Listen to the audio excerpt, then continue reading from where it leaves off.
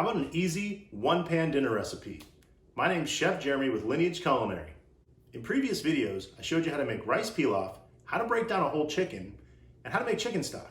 Now, if you haven't seen those videos, the link's in the description below, and maybe up here, possibly over here. Now, we're going to take all those things and put them together and make chicken and white rice. For this dish, I recommend using basmati rice. It's an aromatic rice with a great flavor and high amylose starch content, so it won't stick together, and it's great for making a pilaf. Rinse the rice by placing it in cold water and agitating it with your hands. You'll see the water become cloudy from the starch coming off. Dump the water and repeat this process 2 or 3 times until the water is clear. Now, basmati rice needs to be soaked, so after you rinse it, place it in a bowl of cold water for 20 minutes. Season your chicken on both sides with salt and black pepper, then sear them in hot oil in a 10-inch saute pan. Be sure to get nice color on both sides of the chicken. Once your chicken is brown, remove from the pan and drain off most of the oil. Leave about 2 tablespoons in there. Add your butter, let that melt, then add your carrots and onion and saute those until they start to become translucent.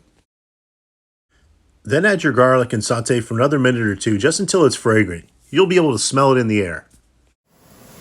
Then drain your basmati rice, pour it into your pan, and toast that in the pan for about 2 minutes, stirring often. Add fresh thyme and let that cook for a minute. Deglaze the pan with white wine and let that cook out until evaporated. Then add your chicken stock and stir that really well. Add cumin and bay leaves. Now place your chicken back on top of the rice and cover very tightly with the lid. Lower the heat to a low simmer. And cook for 17 minutes. Turn the heat off and let it rest covered for another 10 minutes. Then remove the lid, take the chicken out, add the spinach, fish sauce, lemon juice, salt, pepper, stir, and let that spinach wilt. Finally, place the chicken back on top and you're ready to serve right out of the pan. I hope that was helpful. If you liked the video, please hit like and subscribe. It helps people find our content.